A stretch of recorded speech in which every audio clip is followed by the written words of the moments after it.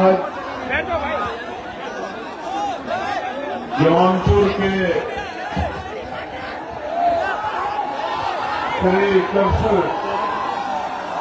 Inter college में इस ऐतिहासिक कार्यक्रम में पधारे बहुत बड़ी संख्या में मेरी माए बहनें,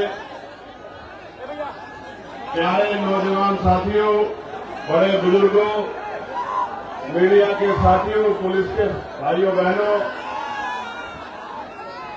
मैं आपका बहुत बहुत धन्यवाद करता हूं। मैं अपनी बात को शुरू करूं इससे पहले जो मैं दाईं तरफ मेरे साथी खड़े उनसे आग्रह करूंगा, सर प्लीज आग्रह ये करूंगा कि अगर ये बल्ली टूट गई तो कई लोगों को चोट लगेगी। आपकी एक लापरवाही बहुत परेशानी खड़ी कर देगी। मेरा आग्रह है कि आप लोग बैठ जाओ, तभी बात रखूंगा जब आप लोग बैठ जाओगे। जब तक आप ये जो सामने यहाँ खड़े इनको भी कह रहा हूं बैठ जाओ, बहनों के सामने जो लोग खड़े, जब तक आप बैठोगे नहीं बात नहीं शुरू होगी। आप बैठो अपनी अपनी जगहों पे, तभी बात शुरू होगी।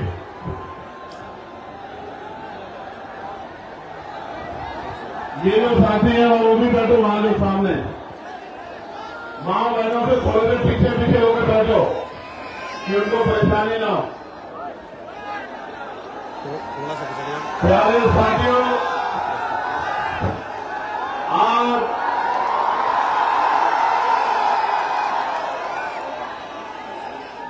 जब अगर जगह नहीं है तो वहां से इधर निकल जाओ, लेकिन व्यवस्था मत कराओ। चोट लग जाएगी, मुझे आपकी फिक्र है, किसी एक भाई को भी चोट देने को नुकसान होगा।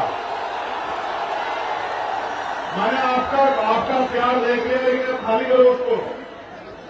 नुकसान हमारा ही होगा इसलिए कह रहे हैं। और पीछे वाले परेशान हो रहे, बैठिए, यहां से इधर आइए थोड़ा सा। अगर आप नहीं संभाल पा रहे हैं तो, अगर जगह नहीं है तो पीछे जाइए, लेकिन व्यवस्था का हिस्सा मत बनिए। बहुत मेहनत की है लोगों ने सफल कराने के लिए, बहुत मेहनत की एक मेरे भाई ने। उसी में लगा दें, जल्दी से खत्म करें। पुलिस के भाइयों से आग्रह कर मदद कराइए। खड़े होकर क्या कर रहे हैं आप लोग, देखें क्या माइक में लगा देते हैं।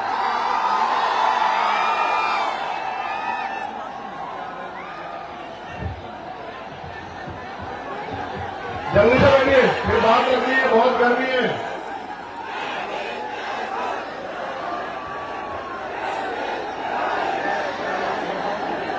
कराइए, व्यवस्था करिए, मदद होगी आपकी, धन्यवाद होगा। प्यारे साथियों, आज जौनपुर की ऐतिहासिक धरती पर इतने विशाल कार्यक्रम में जब मुझे आपके बीच आने का मौका मिला है, तो मैं अपनी बात को शुरू करते हुए बहुजन समाज में जन्मे सभी संतों, गुरुओं और महान पुरुषों को नमन करता हूं। प्यारे साथियों, महामानव तथागत गुरु से लेके जगत गुरु सतगुरु रविदास जी महाराज, गुरु कबीर जी, गुरु नानक जी, संत गाडगे जी महाराज, गुरु वाल्मीकि जी, नारायण गुरु, राष्ट्रपिता ज्योतिबा फूले, छत्रपति साहू जी महाराज, डॉक्टर बाबा साहब अम्बेडकर, माननीय साहब श्री काशीराम, माननीय रामसुर वर्मा, चौधरी महाराज सिंह भारती, जननायक कपूरी ठाकुर, बाबू जगदेव प्रसाद कुशवाहा, तमाम हमारे महापुरुष, जिनमें शिवदयाल, संतराम बिहारी प्रजापति जी, संतू जी लाल जी, महाराजा बिजली पासी जी, मां उदयदेव पासी जी, महाराजा सुहेलदेव जी, और जौनपुर के गब्बर कहे जाने वाले अमर शहीद बाकेर चमार जी को भी मैं नमन करता हूं। इस महान करते हैं एक ऐसे नायक जिन्होंने आजादी के कदर में 18 1957 के समय अपनी टीम के जरिए अंग्रेजों के पैर उखाड़ दिए थे, जिनको गब्बर की उपाधि दी गई, जिनके नाम से अंग्रेज कांपते थे, ऐसे अमर शहीद जिनको भुला दिया गया, वाकई चमार जी को पूरे याद करता हूं। प्यारे साथियों, आज के कार्यक्रम को सफल बनाने के लिए जो मेहनत की गई है, उनमें हमारे प्रदेश के अध्यक्ष भाई सुनील कुमार चित्तौड़ जी, विनय सागर जी, गोरखनाथ बोध जी, जावेद इकबाल जी, मनोज कुमार यादव जी, अनिल प्रेता जी, सुनील लंकेश जी, विवेक कुमार राघव जी, बहन सुनीता जी, जियालाल प्रजापति जी, आशुतोष कुमार जी, अजय जी, अरविंद जी, प्रदीप कुमार जी, ए.के. गौतम जी, जितेंद्र भारती जी, भानु भारती जी, रत्नेश जी, भाई राजीव रियाज जी, सुनील पटेल जी, राजेश गौतम जी, मुकेश जी, पवनेश जी, संदीप सोनकर जी, रविकांत जी, विजय आजाद जी, सत्येंद्र गौतम जी, डॉक्टर सुमन जी, साहब सौरभ जी, भाई अनिल कुमार गौतम जी, डॉक्टर संजय वर्मा जी, मुकेश वाल्मीकि जी, सुशील सागर जी, आकिब जब्बर जी, तनवीर हसन जी, भोला पटेल जी, तबरेज अहमद जी, भाई सरोज जी, तनवीर अंसारी जी और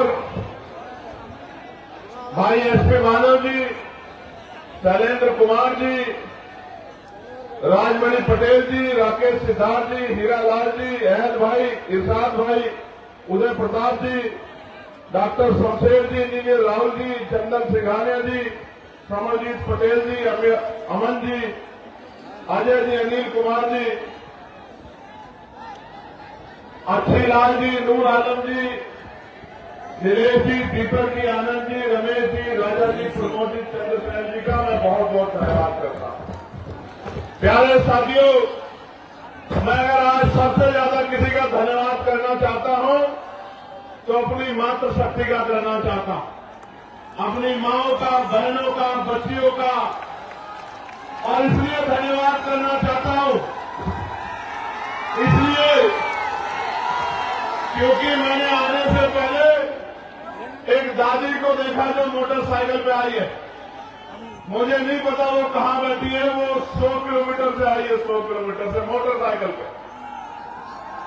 मैंने उन माओं को सुना जो पैदल आ रही थी और उनसे पूछा गया कि आप कहां से आई हैं, तो उन्होंने जो बात कही कि हम अपनी बस लेके आए हैं, अपने पैसे से आए हैं, और अंत में उन्होंने कहा कि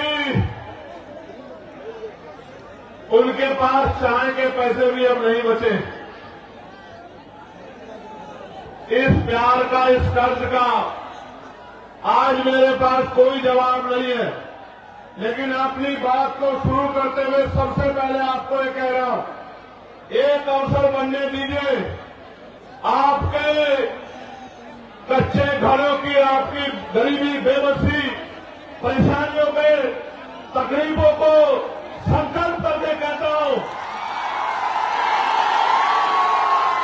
जिस दिन अवसर बनेगा, 1 साल के अंदर अगर आपके घरों में चिराग नहीं जले, आपके दिल से आशीर्वाद नहीं निकला, आपकी परेशानियां हल नहीं हुई और आपकी आंखों के आंसू नहीं सूखे, आपकी भूख, जिनके लिए आज परेशान होना पड़ता, वो भूख नहीं खत्म हुई, आपको मान सम्मान का जीवन न मिला, तो राजनीति छोड़ के घर बैठ जाऊंगा। मेरी बात को आप याद रखना।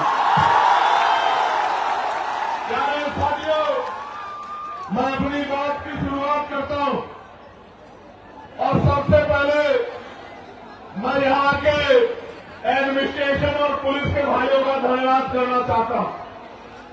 धन्यवाद इसलिए करना चाहता हूं, उन्होंने ऐतिहासिक काम किया है, ऐतिहासिक काम। किसी विधायक की रैली होती है तो भी 8 दिन पहले परमिशन दी जाती है, लेकिन उन्होंने कल रात परमिशन देके जो उपकार हम पे किया है, मैं विश्वास से कहता हूं कि मैं इन अधिकारियों को कभी नहीं भूलूंगा। मेरी बात को आप याद रखें। आप जानिए, जिसके लिए सुबह उठने से लेकर शाम तक प्रदेश का कोई जिला, देश का कोई जिला ऐसा नहीं है जहां से वीडियो जारी करके मैसेज भेज के ये नहीं कहा जाता कि हम इसको कल का सूरज नहीं देखने देंगे। उसके लिए कल रात को परमिशन आपने दी, मैं आपका आभारी हूं। आपको क्या लगता है कि इस तरह की चीजों से आप चंद्रशेखर आजाद के प्रति जो प्यार लोगों के दिल में उसको कम कर सकते हैं? नहीं, ये गलतफहमी है आपकी। आप अगर आज सुबह भी परमिशन देते और ये टेंट भी नहीं लगता, एक कुर्सी पे खड़े होकर भाषण देकर अपने लोगों को कह के जाता कि याद रखना मेरी बात को। मैं किसी धन्ना सेठ का बेटा नहीं हूं, किसी व्यापारी का बेटा नहीं हूं, किसी नेता का बेटा नहीं हूं। एक प्राइमरी स्कूल के हेडमास्टर का बेटा हो। संस्कार है मेरे अंदर, मैं गरीबों का दर्द जानता हूं। और फिर कह रहा हूं, एक बार पैदा होता आदमी, एक बार मरता। ना मैं दोबारा पैदा हो सकता हूं, ना मैं 2 बार मर सकता हूं। एक दिन मुझे भी जाना है, लेकिन अगर जब तक जीवन है मैं इनके हक अधिकारों के लिए लड़ता रहूंगा। इस बात को शासन, प्रशासन और सरकार भी याद रखें। मेरी बात को याद रखें। आप मेरी बात को सुनो। मेरा बस चले तो एक शब्द ना कहूं और ऐसे ही चला जाऊं, लेकिन जब आया हूं तो अपनी बात कहना चाहता हूं, क्योंकि गर्मी इतनी है। मेरे ऊपर तो टेंट लगा है, लेकिन मेरी माए बहन, मेरे भाई, मेरे बच्चे, मेरे छोटे नौजवान साथी बड़े बुजुर्ग गर्मी में है, पसीना आ रहा है। मैं तो जानता हूं लोग पैसे पे नहीं जाते, खाने पे, मिठाई पे, शराब पे नहीं जाते, और आप अपने इस बेटे को इज्जत, प्यार, आशीर्वाद देने के लिए इस गर्मी में बैठे हो। नहीं है मेरे पास आज आपको देने के लिए बहुत कुछ नहीं है, लेकिन इस मंच से कह रहा हूं, मेरे खून का कतरा कतरा भी अगर आपके लिए बह जाएगा तो ऊप नहीं कहूंगा। मेरी बात को आप याद रखना।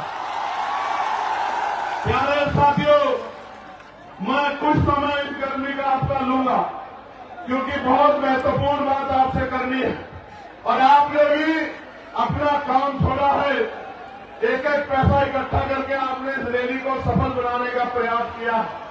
प्यारे साथियों, मैं अपनी बात को शुरू करते हुए सबसे पहले भदोही के लाल धीरज कुमार गुप्त जी को आदरांजलि अर्पित करता हूं।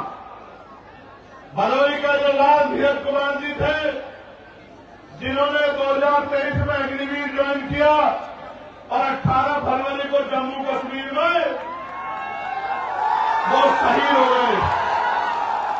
ये शहीद जिस परिवार से होता है, उस परिवार को तकलीफ का एहसास होता है, लेकिन आप ये समझिए, उस शहीद भाई को आज याद करना इसलिए जरूरी है क्योंकि पहले आर्मी की नौकरी पक्की होती थी।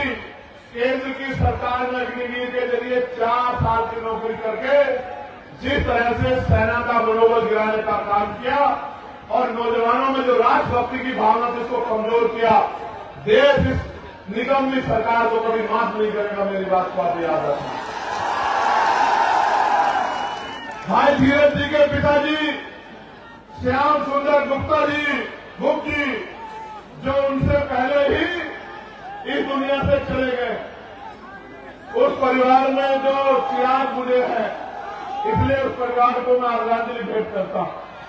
प्यारे साथियों, अगले 20, 25, 30, 40 मिनट मैं जब अपनी बात कहूंगा, मैं आशा उम्मीद करूंगा कि आप मेरी बात को सुनेंगे, क्योंकि अगर आप मेरी बात को सुनेंगे नहीं तो फिर आप घर क्या लेके जाएंगे और मेरी बात पे क्या पहरा देंगे, क्या करेंगे, आपको पता ही नहीं लगेगा। चंद उत्साही नौजवान, मैं उनसे आग्रह करूंगा कि वो शांति से खड़े रहें और शोर मचाने की बजाय मेरी बात पर गौर करें। मैं मानता हूं कि मैं बहुत दिनों में इधर आता हूं तो आपका प्यार बहुत ज्यादा है मुझसे, लेकिन खाली प्यार से काम नहीं चलेगा। खाली प्यार से काम नहीं चलेगा। अगर मान सम्मान चाहिए तो उठ के खड़े होना पड़ेगा, उठ के खड़े होना पड़ेगा। मेरी बात को याद रखना। आपके महापुरुषों के नाम लेने लिए उन महापुरुषों का संघर्ष याद करो, उनका बलिदान याद करो, उनका शौर्य याद करो। आप उनके अनुयायी हो, आप चंद्रगुप्त मौर्य जी के अनुयायी हो, सम्राट चंद्रगुप्त मौर्य के। आप सम्राट अशोक के अनुयायी हो, आप भीमा कोरेगांव के उन वीर योद्धाओं के अनुयायी हो, उनके वंशज हो। आप अपनी ताकत को भूल बैठे हो और जिस दिन आप उठकर खड़े हो गए और आपने फैसला ले लिया, मैं लिख के देता हूं कि सामंतवाद की जड़ें उस दिन जो है कमजोर हो जाएंगी, सामंतवाद का झंडा उस दिन धरती में डर जाएगा। मेरी बात को याद। प्यारे साथियों, आज मैं यहां बहुत बातें कहने आया था, लेकिन आज मैं यहां चुनावी भाषण पे बात नहीं करूंगा। आज मैं यहां अपने दिल की बात कहूंगा, और वो ये है कि मैं उन नौजवानों की बात कहने के लिए आया हूं जो डिग्रियां लेकर सड़कों पे घूम रहे हैं, लेकिन रोजगार नाम की चीज उनके पास नहीं। आज मैं उन माओ की, उन बड़े बुजुर्गों की, मेरे अभिभावकों की बात करूंगा जिन्होंने अपना खून, अपना पसीना, अपना पेट काट के अपने बच्चों की पढ़ाई में लगा दिया, और वो बच्चे नौकरी के अभाव में बेघर घूम रहे हैं। वो माँ बाप ये देख रहे हैं कि कब उनके बच्चों को रोजगार मिले। आज मैं उन किसानों की बात करूंगा जो किसान इस जोन में कभी बाढ़ से प्रभावित होते हैं, कभी सूखे से प्रभावित होते हैं, कभी खनन माफियाओं के चोट से प्रभावित होते हैं, कभी सरकार के जुल्म से प्रभावित होते हैं, कभी खाद समय पर नहीं मिलता, कभी डीएपी समय पर नहीं मिलता, कभी यूरिया समय पर नहीं मिलता, कभी उनकी फसल बर्बाद हो जाती है, उनको मुआवजा भी नहीं मिलता। आज मैं उन किसानों की बात यहां करने आया। आज मैं अपनी उन बहन बेटियों की बात करने आया हूं जिनके लिए सरकार कहती है कि हम उनको साइकिल देंगे, हम उनको स्कूटी देंगे, लेकिन ये निकम्मी सरकार हमारी बहन बेटियों की इज्जत की रक्षा भी नहीं कर पा रही है। उनका दर्द कहने के लिए आज मैं यहां आया। प्यारे साथियों, हमारी वर्दी में कोई खोट नहीं है। ये जो पुलिस के मेरे भाई हैं, मैं इनको सल्यूट करता हूं, लेकिन आप नहीं जानते ये मजबूर हैं, क्योंकि पुलिस सरकार के अंदर में होती है। जो सरकार चाहती है वो पुलिस के भाइयों को मजबूरी में करना पड़ता है। अगर अनुशासन में काम करेंगे तो कार्रवाई होगी, न चाहते हुए भी कई बार मजबूरी में ऐसे कदम उठाते हैं। इसका एक उदाहरण मैंने आपको बता दिया कि रात लेट नाइट परमिशन दे रहे हैं, अगले दिन कार्यक्रम है, टेंट कैसे लगेगा, कार्यक्रम कैसे होगा। इससे एहसास होता है कि पुलिस कितनी मजबूर है। मैं आपको विश्वास दिलाता हूं और पुलिस के भाइयों से शुरुआत करूंगा। एक अवसर बनने दो आजाद समाज पार्टी काशीराम को 8 घंटे की ड्यूटी आपकी करके दिखाएंगे। मेरी बात को सप्ताह में 1 दिन छुट्टी दिला के रहेंगे, आपको याद रखना। प्यारे साथियों, वेतन विसंख्या दूर कराएंगे आपका जो बैकलॉग है भर के, आपको जो 24 घंटे ड्यूटी का प्रेशर बना हुआ ये खत्म करेंगे, और आपको बॉर्डर स्कीम खत्म करके अपने जिले के बराबर के जिले में जाने की आजादी देंगे। मेरी बात को आप याद रखना। आपसे शुरुआत करें। प्यारे साथियों, अभी शिक्षा मित्रों को मैं बधाई देता हूं, लेकिन बधाई अधूरी है, क्योंकि मैं तो शिक्षा मित्रों का वेतन 25,000 से पार चाहता था, लेकिन हमारे सब प्रयास के बाद सरकार ने लगभग 18,000 रुपए की घोषणा की है।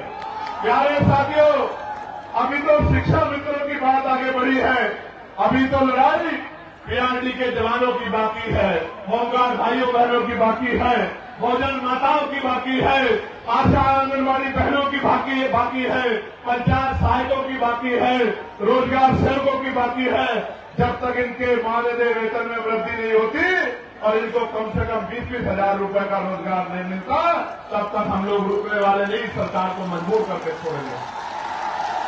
इस सरकार सरकार को मजबूर करके छोड़ेंगे कि जिनसे काम लेते हो उनको कम से कम इज्जत का वेतन देने का काम करो। सिर्फ यही लड़ाई खत्म नहीं होगी जब तक ग्रामीण क्षेत्रों में महिलाओं को सम्मानपूर्वक रोजगार नहीं मिलेगा, तब तक ये लड़ाई पूरी नहीं हो सकती। मेरी बात को आप याद रखना।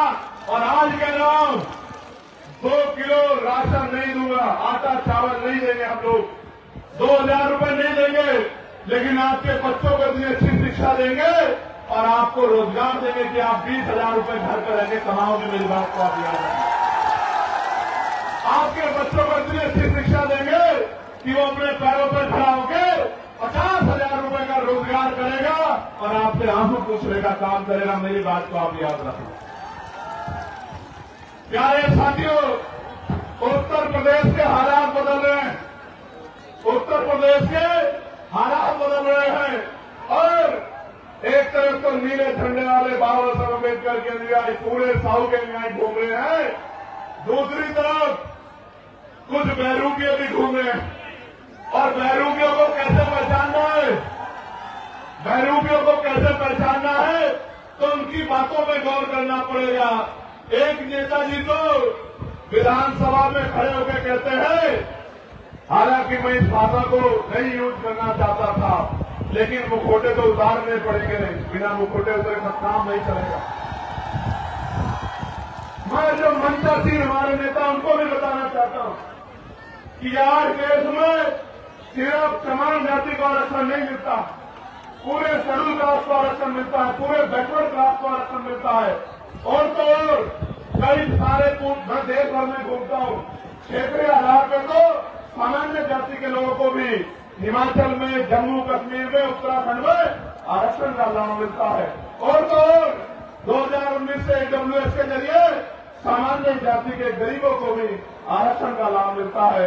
लेकिन सामंतवादी सोच क्या होती है, इसका उदाहरण मैं आपको बताता हूं कि एक नेता असेंबली में खड़े होकर कहते हैं कि मैंने केवल से पूछा कि आप चमार बनना चाहते हैं।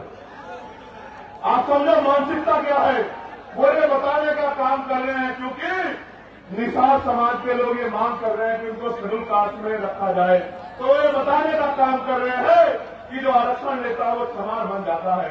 और मैं उन नेताजी को और उनके बड़े नेताजी को कहना चाहता हूं मंच से, कभी बाके चमार का इतिहास पढ़ना तो आपको पता लगेगा, और कभी सिर्फ बाके चमार का इतिहास मत पढ़ना, कभी चमार रेजिमेंट का इतिहास पढ़ना तो आपको पता लगेगा कि हमारे शौर्य का, कि बहुजन समाज में शौर्य कितना। मैं तो बार बार कहता हूं कि बना के देखो, अहिर रेजिमेंट बना दो, गुजर रेजिमेंट बना दो, पाल रेजिमेंट बना दो, प्रजापति रेजिमेंट बना दो, निषाद रेजिमेंट बना दो, और देश की सेवा में, देश की रक्षा में मौका दो बहुजन समाज के लोगों को, हम दिखाएंगे देश की रक्षा कैसे होती। बनाओ मौर्य रेजिमेंट, बनाओ साक्य रेजिमेंट, बनाओ कुर्मी रेजिमेंट, अगर आपका हिम्मत है बनाओ पटेल रेजिमेंट, और दोनों का हम बताएंगे हमारे अंदर कितनी क्षमता। इतिहास लगा है कि हमने अंग्रेज हो या कोई और शासक हो, किसी के आगे घुटने नहीं टेके, इतिहास बात का गवाह। प्यारे साथियों, आगे बढ़ेगी बात।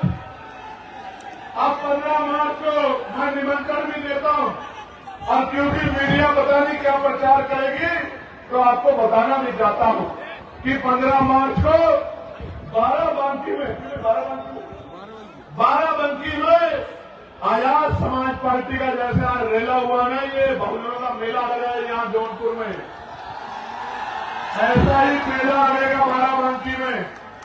बाराबंकी में 15 मार्च को, और वो जो बहरूपी है उनकी पार्टी कह रही है कि हम बहुजन समाज का दिवस मनाएंगे 15 मार्च को। क्यों मनाएंगे सुनो, क्योंकि 15 मार्च को मान्यवर साहब श्री काशीराम साहब की जयंती है। लेकिन क्यों मनाएंगे, क्योंकि आपके पास वोट है इसलिए, और आप मान्यवर काशीराम साहब का सम्मान करते हैं, मगर ये नहीं बताएंगे कि मान्यवर काशीराम साहब की जयंती में जो अवकाश तय हुआ था, इन्हीं बहरूपियों की सरकार ने उस अवकाश को कैंसिल करने का काम किया। और तो मान्यवर काशीराम साहब के नाम से बने जिले का नाम भी इन्हीं बहरूपियों ने बदलने का काम किया था। और तो और मान्यवर काशीराम साहब के नाम से सहारनपुर में बने मेडिकल कॉलेज का नाम भी इन्हीं बहरूपियों ने बदलने का काम किया था। और उससे भी तकलीफ दे प्रमोशन में रिजर्वेशन का बिल भी इन्हीं बहरूपियों के नेता ने पार्लियामेंट में फाड़ने का काम किया था, जिसकी वजह से हमारे एससी एसटी के कर्मचारी अधिकारियों को खून के आंसू रोने पड़े और डिमोशन हमारे में उठा हुआ। अगर इनकी जगह में होता तो मानव काशीराम साहब का नाम बदलने की बजाय एक और मेडिकल कॉलेज दूसरे महापुरुष के नाम पर बना। इनकी जगह में होता तो प्रमोशन में रिजर्वेशन कैंसिल करता, बिल फाड़ने के बजाय एससी एसटी के साथ ओबीसी के भाइयों को भी प्रमोशन में रिजर्वेशन का लाभ दिलाने का काम करता। और तो इनका चेहरा कब बेनकाब हुआ और ज्यादा तब हो गया जो बात बहुजन की करते हैं, लेकिन जब यूजीसी का कानून आया, गाइडलाइन आई, तो ये सब लोग विरोधियों के पक्ष में खड़े हो गए। ये बात बहुजन की करते हैं और गुलामी 15% लोगों की करते हैं। ये जो बहरूप के घूम रहे हैं, मैं इनकी बात कर रहा हूं। आगे आएंगे वो नीला पट्टा पहन के आएंगे, बाबा साहब की बैनर पर तस्वीर लगाएंगे, लेकिन जब आपके बच्चों के भविष्य को यूनिवर्सिटियों में कुचला जाएगा, जब उनकी हत्याएं होगी, संस्थानिक हत्या, जब रोहित वेमुला, पायल तड़वी, देवता मेघवाल को मारा जाएगा, तो इनके मुंह से एक आवाज नहीं निकलेगी।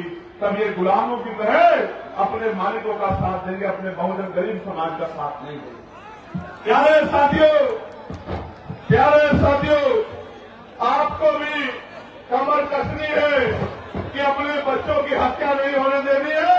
और मैं आज इस मंच से कहना चाहता हूं कि यूजीसी की गाइडलाइन तो लागू होकर रहेगी, उनको कोई रोक नहीं सकता है। मेरी बात कर रहा है, क्योंकि मैं कल ही एक भारतीय जनता पार्टी के वर्तमान सांसद को सुन रहा था और बहुत सही बात कह रहे थे। वो ये कह रहे थे क्योंकि उनको एहसास है कि अगर एससी एसटी ओबीसी का विरोध करेंगे तो एमपी एमएलए भी नहीं बन पाएंगे। ये लोग 15% से कोई एमपी एमएलए नहीं बन सकता है। मैं आपको कह रहा हूं, जो आपके अधिकारों का विरोध करे, उसके लिए नारा मेरा याद रखना कि ना तो नोट उनको देना और ना वोट उनको देना जो आपके अधिकारों का विरोध करते हैं, आपके बच्चों का विरोध। अपना नोट भी उसको देना और अपना वोट भी उसको देना जो आपके लिए सीना तान के खड़ा है, गोली की परवाह नहीं करता, जेल की परवाह नहीं करता, मुकदमे की परवाह नहीं करता, जो आपके आंसुओं पे अपना खून बहाने को तैयार है। आपको भी तैयार होना पड़ेगा उसको शक्ति देने के लिए, वरना फिर बहुत बड़ा नुकसान हो जाएगा। मेरी बात को आप याद रखना। प्यारे साथियों, हमने तय किया है कि हम सबसे बड़ा बदलाव ये करेंगे, जब हम पे अवसर बनेंगे आजाद समाज पार्टी के लोगों पे, तो हम सबसे बड़ा बदलाव ये करेंगे कि हम नई शिक्षा नीति लागू करेंगे। अब वो नई शिक्षा नीति क्या होगी? वो नई शिक्षा नीति ये होगी कि चाहे चीफ सेक्रेटरी हो या मुख्यमंत्री हो, चाहे मंत्री हो या संतरी हो, चाहे सांसद हो या विधायक हो, चाहे चेयरमैन हो या जिला पंचायत का अध्यक्ष हो, गांव के सरपंच और पंचायत के मेंबर से लेके और मुख्यमंत्री तक के बच्चों को और डीजीपी चीफ सेक्रेटरी से लेके पंचायत के सेक्रेटरी के, डीएम एसएसपी के, सीओ दरोगा जी के, एडीएम एसडीएम के, कानून तहसीलदार के, सबके बच्चों को, आईजी डीआईजी कमिश्नर एडिशनल के बच्चों को सरकारी स्कूल में पढ़ाने का काम करेंगे। मेरी बात को अच्छा, आप सोचोगे इससे बदलाव क्या हो जाएगा? मैं आपको बताता हूं इससे बदलाव क्या होगा। इससे बदलाव ये होगा कि जब उनके बच्चों के हितों की बात आएगी तो सरकारी स्कूल की व्यवस्था ऐसी होगी कि वहां 5 स्टार होटल भी आपको कमजोर महसूस होगा, उसके सामने खोखला साबित होगा। क्योंकि जब एक स्कूल में एक ही टेबल पे जिलाधिकारी का, एसएसपी का और किसान मजदूरों का, हम गरीबों का बच्चा बैठेगा तो टीचर भी टाइम पे आएगा, कमरे भी अच्छे होंगे, साफ सफाई भी होगी और पढ़ाई भी अच्छी होगी। तभी जाके गरीबों के हिस्से में जो है अच्छी जिंदगी के सपने शुरू होंगे। प्यारे साथियों, हम हेल्थ पॉलिसी में बदलाव करेंगे। हम तय करेंगे कि जितने भी लोग कानून बना रहे हैं या जो कानून को लागू करा रहे हैं, उन सबका उनके बच्चों का इलाज सरकारी अस्पताल में हो बीमार होने के बाद। जितनी होगा आप देखना, मशीनें भी अच्छी होंगी, एक्सरा भी वही होगा, सारे टेस्ट भी वही होंगे और दवाइयां भी वही मिलेंगी, बिल्डिंग भी अच्छी होगी, सुविधाएं भी होंगी। तो गरीब की जेब पर जो डाका पड़ रहा है इलाज के कारण, ये डाका नहीं पड़ेगा। मेरी बात को आप याद रखना। प्यारे साथियों, हम कानून व्यवस्था को इतना मजबूत करेंगे कि किसी की हिम्मत नहीं होगी किसी गरीब की बेटी की तरफ, उसके बेटे की तरफ, उसकी जमीन की तरफ, उसकी पत्नी बहनों की तरफ हाथ उठाने की। मेरी बात को आप याद रखना। और जो गुंडागर्दी करेगा उसको ऐसा सबक सिखाएगी पुलिस कि दोबारा पीढ़ी में भी कोई गुंडागर्दी करने वाला माफिया नहीं पैदा होगा। मेरी बात को आप याद रखना।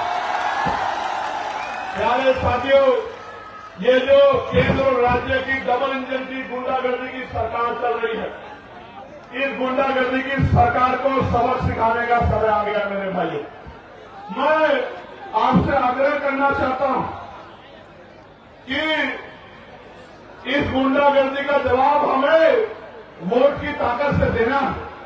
अभी वीरभानपुर में क्या हुआ? वीरभानपुर में क्या हुआ? सत्ता को खुश करने के लिए पुलिस के लोगों ने मेरी मां बहनों के ऊपर लाठियां चलाने का काम किया। पूरे गांव में कितनी मारपीट की आपको पता है। मैं इनको समझाता हूं कि भाई ऐसा काम मत करो। शराब के नशे में जाके आप गांव में अराजकता करोगे और जनता आपसे विरोध नहीं करेगी तो ऐसा नहीं हो सकता। इसलिए मैं इस घटना का संज्ञान लूंगा और जो अन्याय वहां हुआ है लोकसभा में 9 तारीख से जब लोकसभा चलेगी, उस अन्याय को देश के प्रधानमंत्री के सामने दिखाने का काम करूंगा। उनको बताऊंगा कि उनकी सरकार किस तरह की गुंडागर्दी उत्तर प्रदेश में कर रही गरीबों के साथ। ये जो धर्म की बात करती है, महापुरुषों के सम्मान की, भारतीय जनता पार्टी की डबल इंजन की गुंडागर्दी वाली सरकार मां अहिल्याबाई होलकर का कितना अपमान किया। उनकी मूर्तियां तोड़ तोड़ के जो है वो फैला दी और जो नौजवान संघर्ष करने गया उनको लाठियों से पीट के जेल में बंद कर दिया। इतनी गुंडागर्दी कर रही है सरकार। प्यारे साथियों, काशी द्वार बनाया जा रहा है बनारस में। एयरपोर्ट के पास 16 ग्राम सभा की जमीन को बिना मुआवजे के छीनने का काम कर रहे हैं। सरकार का काम लोगों को घर देना होता है, जमीन देनी होती है, जमीन छीननी नहीं होती। लेकिन उत्तर प्रदेश की गुंडागर्दी करने वाली सरकार जबरन लोगों की जमीनें छीनने का काम कर रही है।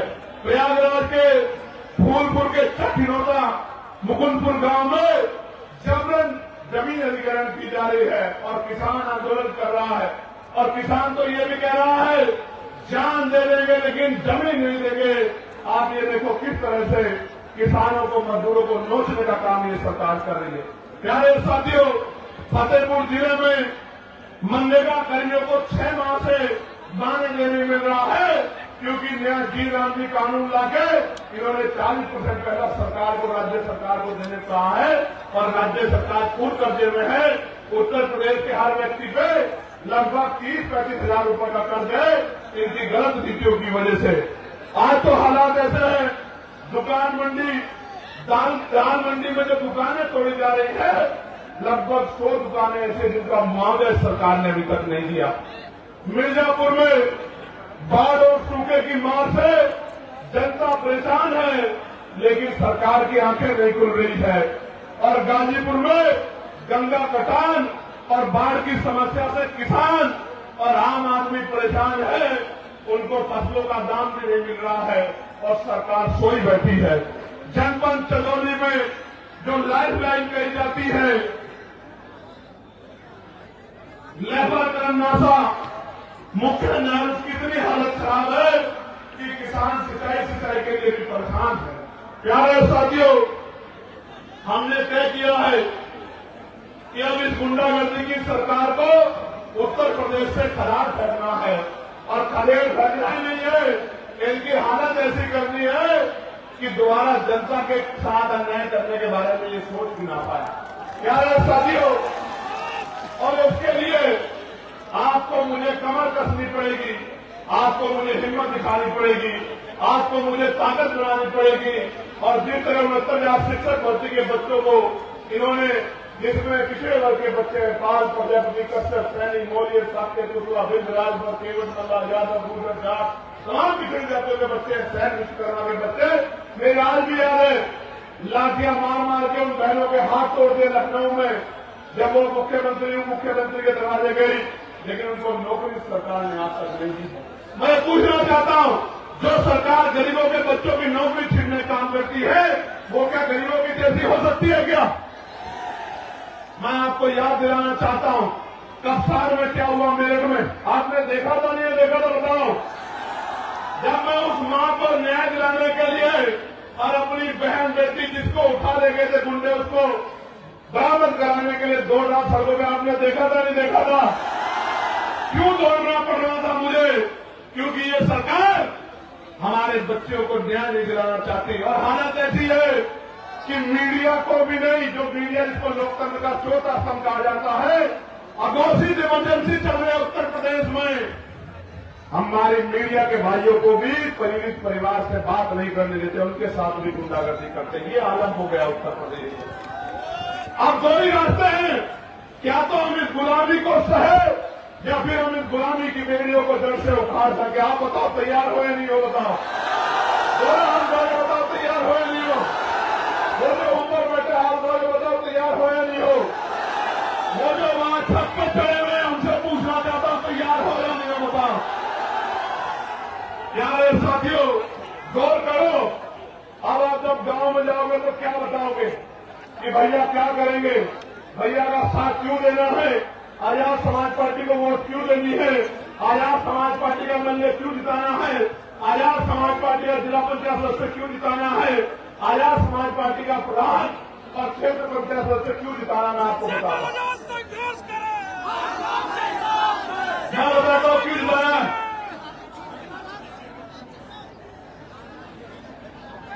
मैं बताता हूं क्यों जिताना। अगर आपको 15% अतिरिक्त आरक्षण चाहिए पिछड़े वर्ग के लोगों को, पिछड़े समाज को, मौर्य जी यहां बैठे, प्रजापति जी यहां बैठे, बिल्कुल साफ कह रहा हूं, जिसकी सरकार होगी, जिस विचार की सरकार होगी, उसी भाव से काम करेगी। इस उत्तर प्रदेश में पिछड़े अति पिछड़े समाज की जब 1931 में जनगणना हुई तो 52% था।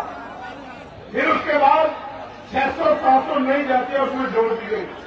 आज वो 70% के करीब, 65% के करीब मिल क्या रहा है, 27% आरक्षण। वो भी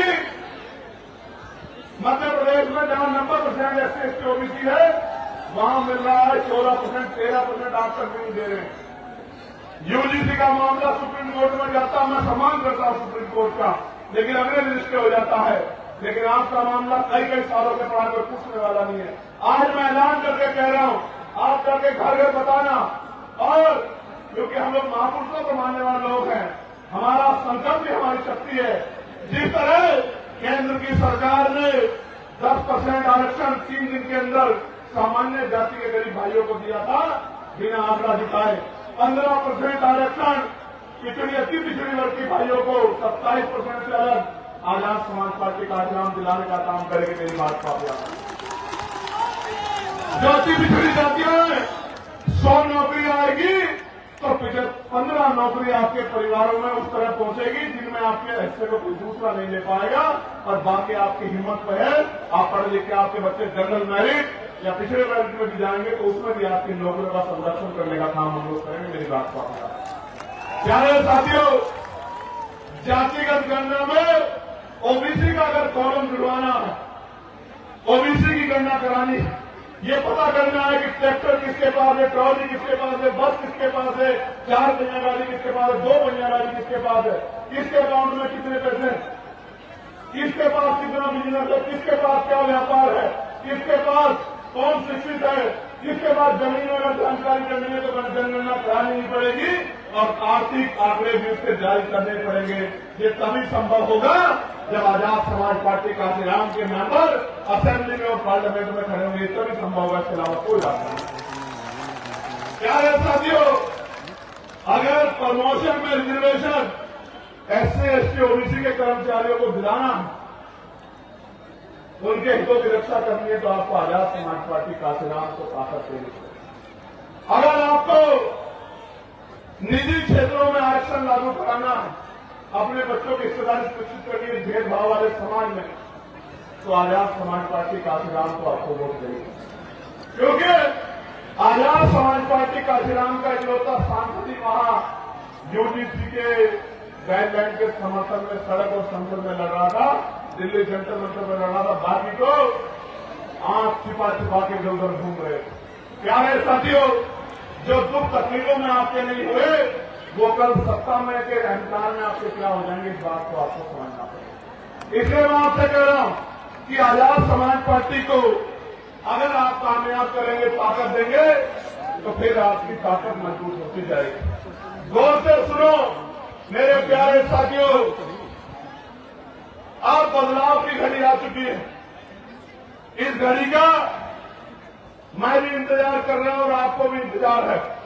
आप जो इतना पैसा खर्च करके, समय खर्च करके इस कड़ाके की गर्मी में यहां डटे हुए हो, तो फिर आज यहां दिल पे ये संकल्प लेके जाओ, अपने दिल में दिमाग में बात मजबूत करके जाओ कि हमारे ऊपर जो जुल्म हुआ है, हमारे ऊपर जो अन्याय हुआ है, हमारे अधिकारों को जो लूटा गया है, हमें एक एक अधिकार छीन के लेना है और छीन के लेने के लिए हमें शक्ति बनानी है। और लोकतंत्र में शक्ति वो वोट में होती है। अपने वोट को मजबूत करना है, अपने बूथ को मजबूत करना है, अपने शस्त्र को मजबूत करना है। प्यारे साथियों, आज जनता की अदालत लगी है। जनता की अदालत और जनता की अदालत में फैसला होना है और इसका मौका 2027 में आएगा। बेसब्री से इंतजार है मुझे कि आप अपनी गुलामी की बेड़ियां काटने के लिए किस तरह का प्रयास करोगे, ये बताने के लिए मैं आज आपके पास आया। प्यारे साथियों, मेरी बात पे गौर करो। कब तक बेबसी, लाचारी, गरीबी, बीमारी, परेशानियों की जिंदगी जियोगे? एक समय था कि देश आजाद नहीं था, तमाम तरह के व्यवधान थे, तमाम तरह के जो है आपके ऊपर बंदी से लगाई गई थी। लेकिन बाबा साहब अम्बेडकर ने, मैं इस कहानी को इसलिए कह रहा हूं कि आपको, मेरी नौजवान पीढ़ी को पता लगे कि बाबा साहब अम्बेडकर ने अपने 4 बच्चे कुर्बान किए और कैसा समय बिताया।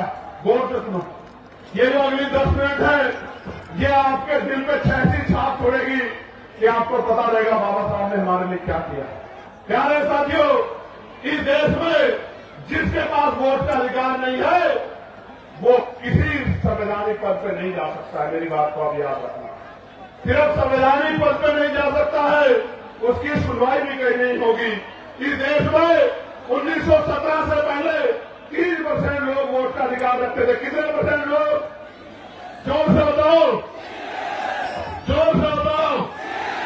3% लोग।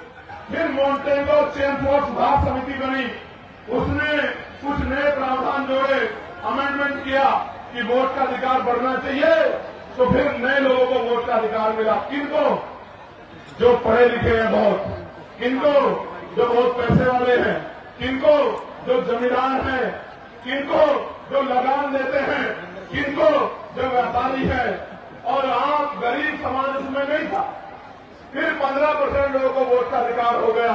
और आपको जान के बड़ा अचरज होगा कि जो आज आपके मसीहा बनते हैं धर्म के नाम पे, जो नारा लगाते हैं हिंदू हिंदू भाई भाई, जो नारा लगाते हैं जात पात पिछड़ो विदाई, एक आदमी नहीं था कि दलित पिछड़ो आदिवासियों को वोट का अधिकार मिल जाए। मैं आपको बताना चाहता हूं कि 1919 से पहले गरीब दलित पिछड़ी महिलाओं को तो छोड़ दीजिए, आदिवासी महिलाओं को छोड़ दीजिए, सामान्य जाति की एक भी महिला को वोट देने का अधिकार भारत के अंदर नहीं था।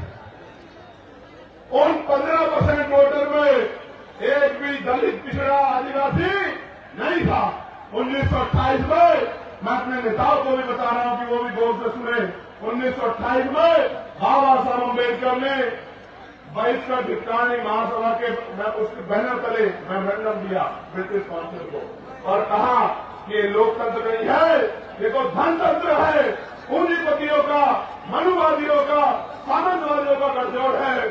आज भी हमारे लोगों को वोट का अधिकार नहीं है। आपको भारत के हालात का नहीं पता है। जब पूरी बात मेमोरेंडम में कही, उस मेमोरेंडम की जांच करने के लिए साइमन कमीशन भारत आया।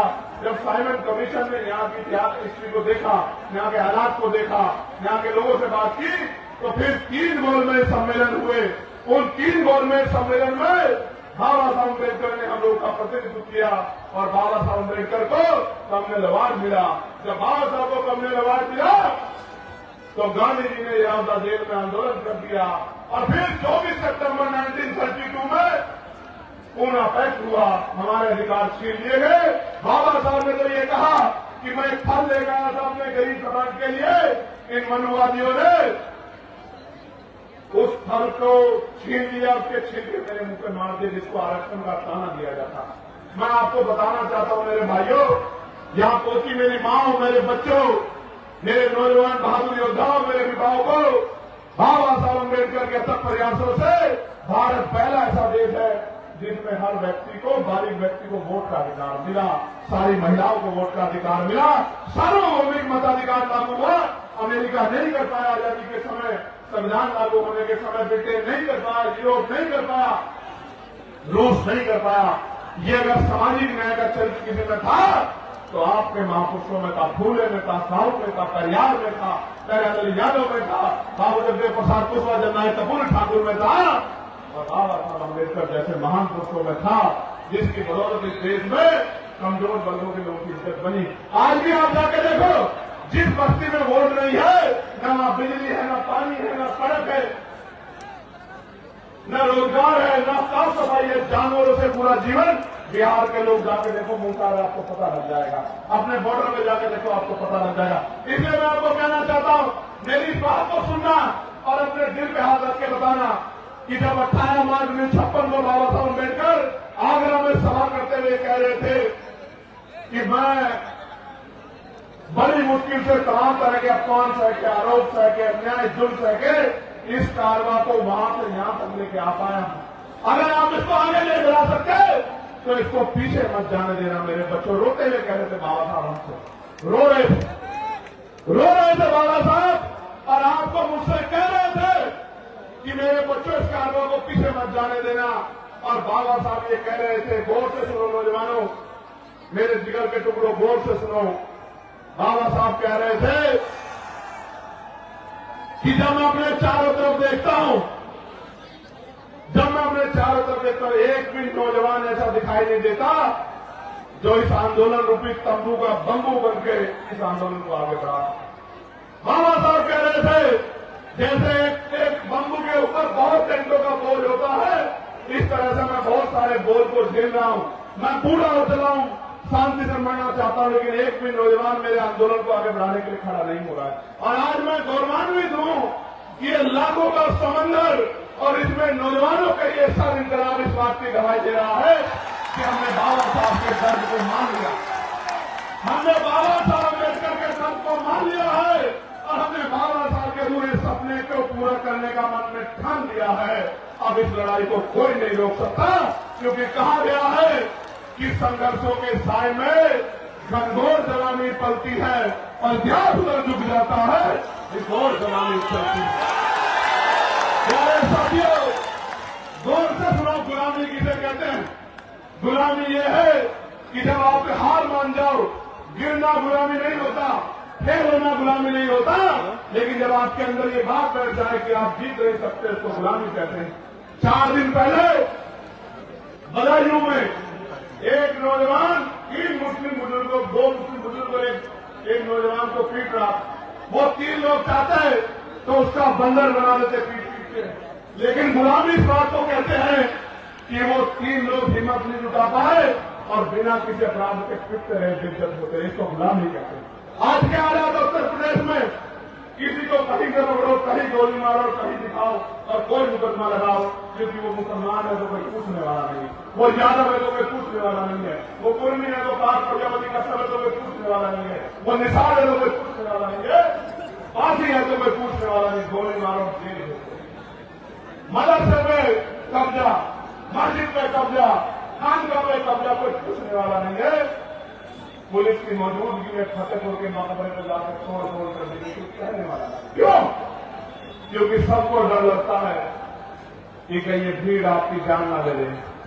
और एक बहुत बड़े महापुरुष ने कहा था कि कुछ लोग कभी इस वजह से नहीं लड़े कहीं वो मर ना जाए, जबकि सच ये है कि एक दिन सबको मरना है। जिस दिन मौत आएगी कोई बचा नहीं पाएगा, कोई रोक नहीं पाएगा।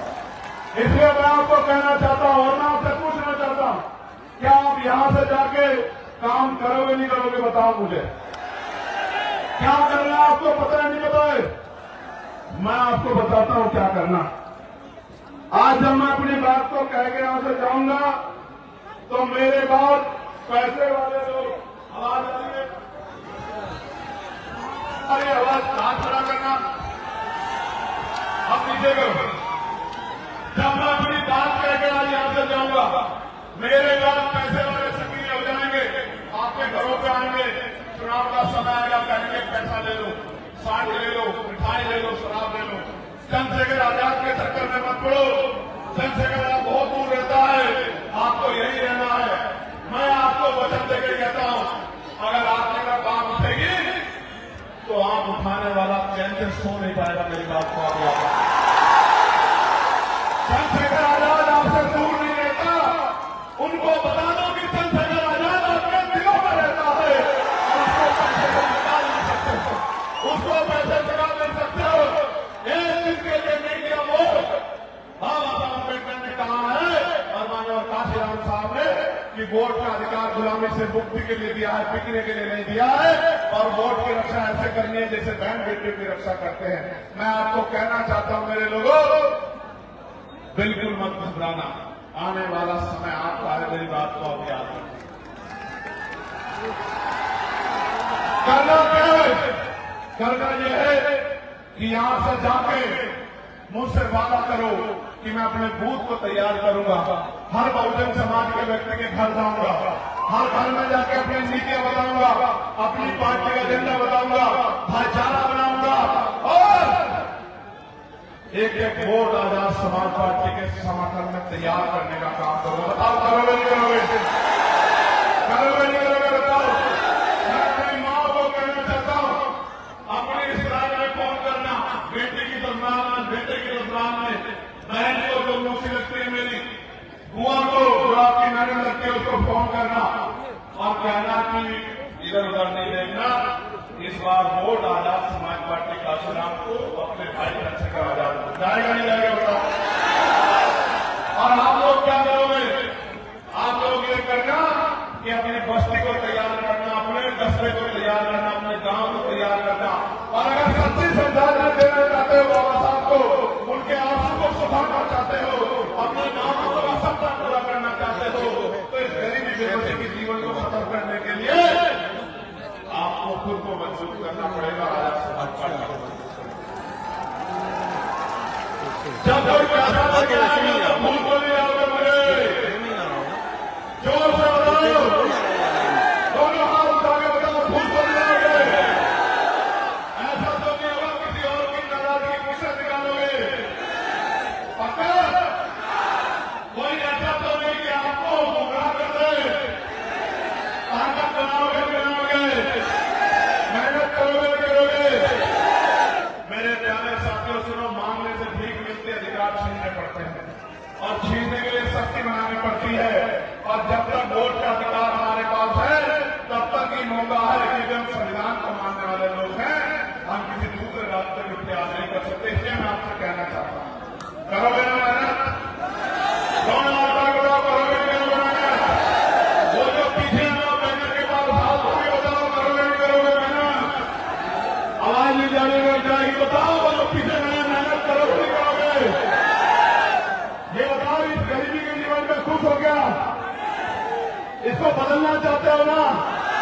तो पहले खुद को बदलना पड़ेगा। तैयार हो नहीं हो? अपने महापुरुषों के संघर्ष को कामयाब करोगे नहीं करोगे? ताकत बनाओगे नहीं बनाओगे? जुल्म जाति की बेड़ियां काटोगे नहीं काटोगे? अब मैं चुप हूं, आप बताओ क्या करोगे? मदद करोगे नहीं करोगे? बताओ। आवाज नहीं आ रही, अभी नहीं आ रही। देखो, जब आजाद समाज पार्टी आपके बच्चों को अच्छी शिक्षा मिलेगी, आपके बच्चों को अच्छी चिकित्सा मिलेगी, पढ़े लिखे भाइयों को रोजगार मिलेगा, माँ को घर पे रोजगार मिलेगा, गांव में अन्याय अत्याचार खत्म हो जाएगा, अच्छी सड़कें बनेंगी, बिजली की व्यवस्था होगी, पानी की व्यवस्था होगी, साफ पानी की व्यवस्था, और आपको जीने का मौका मिलेगा। अभी तो गरीबी में कितने सर्वाइव कर रहे हैं। और ये जो भ्रष्टाचार की सरकार है, भ्रष्टाचार की सरकार, इसका एक किस्सा मैं आपको बता देता हूं। मेरे याद आ गया इसका एक किस्सा, भ्रष्टाचार की सरकार का एक किस्सा, वो आपको बता के फिर अपनी बात को खत्म करूंगा।